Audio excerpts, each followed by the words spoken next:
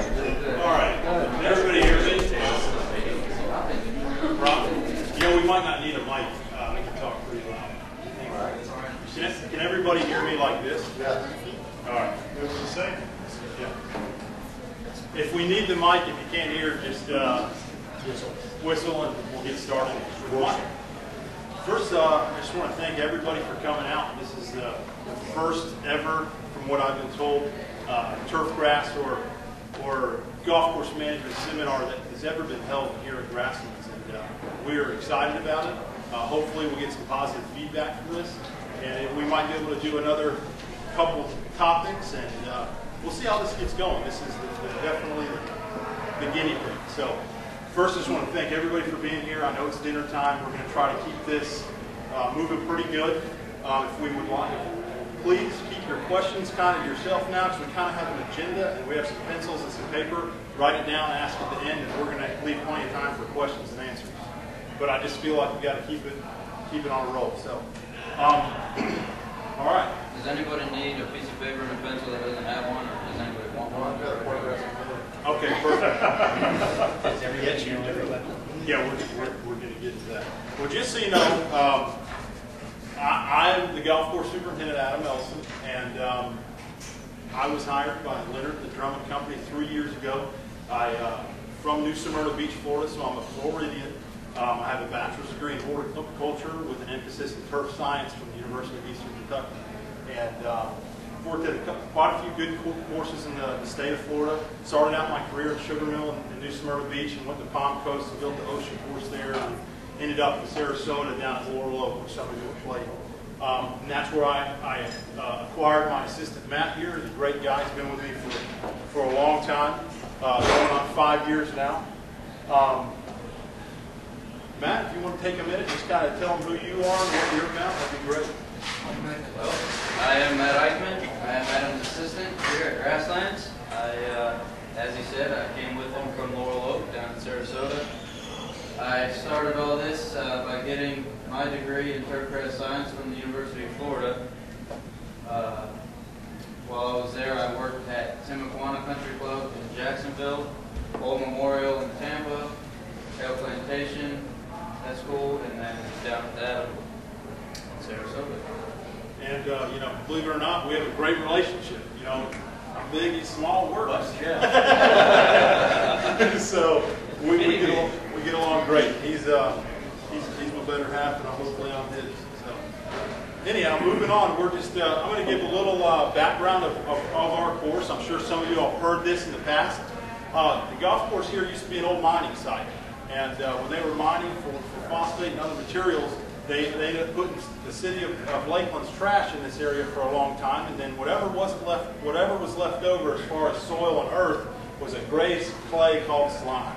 It's this nasty marl, and they pushed it over top of all the trash out here. They did the best they could to keep it consistent, but that's kind of the growing media and the things that we have to work with out here. Just wanted to give you that background of our site. These are a few pictures that we've taken. This is some drainage lines here that have trash in them, the visible trash. It's only 4 or 5 inches below the surface.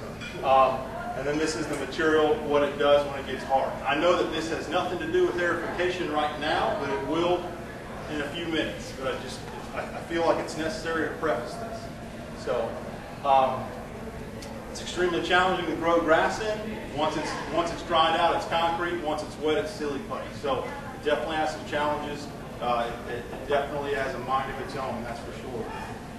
So why I'm talking about this, aerification is one way that we've learned at this site to manage this. It's the way that we have found to be the most beneficial to grow grass, is to amend it through aerification and toppers.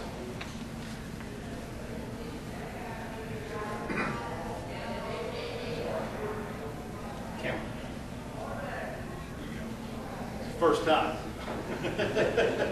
Just give you a brief outline. I'm going to ask a few questions during this seminar, and I'm going to answer my own questions so you all know what is core aerification.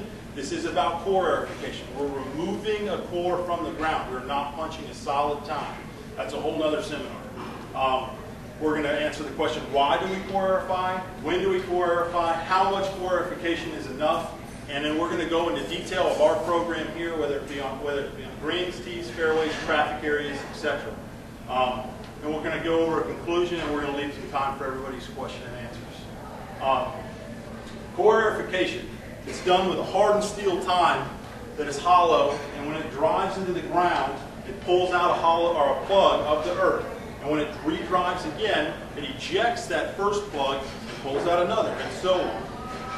What it does is it grabs organic matter and material and leaves an open hole in the ground. That open hole can be many different sizes, depths. We're going to go into more detail about what we do and where.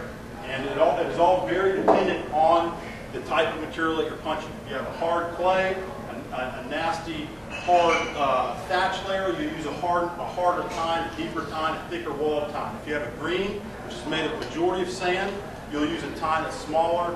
It's a little more fragile, more dainty, but at the same time, it's going to have a cleaner, more precise hole. This is what it looks like when we're finished with a core aerification. This is a cleaned up picture. It's usually a lot more messy. The holes that go down at different spacings, and just to give you an idea, this is what core aerification looks like when you're on the golf course. Why do we core aerify? And the only reason is to increase root depth. Without roots, you don't have shoots. So without what's underneath the ground, we don't have a putting surface. We don't have a landing area. We don't have a tee box. We don't have anything to play off of. These are just some great before and after pictures. This is actually taken off the number 2 green about this time last year, April, where we have really, really shallow, weak roots. We're going through some spring root decline, which is very normal. And then after aerification, after we punch holes, we do some different soil amendments, add them with sand. You can see how the roots, they start to dive and dry down. Okay? Also, the reason for core aerification, it relieves compaction from foot and mechanical traffic. Foot traffic being golf, mechanical traffic being mowers, rollers, the things that we need to make golf enjoyable, to make the green smooth, to make it fast. Also, core aerification, it increases water infiltration, which is just the movement of water from the surface down. So with the compaction, with the mechanical compaction, the foot compaction, we make the ground so tight that water can't penetrate. So throughout the year, we need to do these core aerifications to get the water to go on down. When that water goes down, it pulls gases and other things with it. Gases, I mean oxygen. Roots need to breathe. So when we punch a hole, not only are we getting water to move down, we're getting air to move down. And then that just releases any wasteful gas, any built-up gas, and brings in much fresh air that is needed for root development. The organic matter that I constantly am talking about removing is also known as thatch, which I'm sure many of you have heard with homeowners and lawns and whatnot, that everyone says, oh, what's the thatch? Well, that's exactly what we're removing. We're removing the thatch. Thatch, you know, it is a pretty nasty thing. It's a combination of things. It's living and dead root and plant material. And core aerification, by definition, is the physical removal of that unwanted matter, thatch, from the upper turf root zone. So the reason we have to remove it is that the plant and the environment, it builds more thatch than it can remove naturally or break down naturally. So we have to go in and physically remove it in order to have the playing surface that we desire. This is a great illustration. If anybody ever wants one of these copied, I recommend calling me or emailing me or just stop me after the class and I'll let you have it. It's just a great illustration showing the thatch layer, the plant, the shallow roots, the hard ground. And when you punch holes, your water and your air and everything gets to go on down. And at the same time, the roots and everything eventually take up the space that was created by the hole. So, good illustration.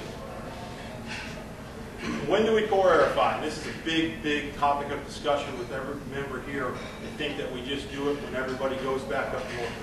Well, it's not for that reason. We do it when it's warm outside. We do it in the summer, warmer months, April through September. The temperatures are right, the grass will grow and recover. We make this hole, it is damaged. We want it to fill back in, we want it to recover, we want it to have a smooth transition. All aerification dates here at Grasslands are scheduled 8 weeks apart. that is then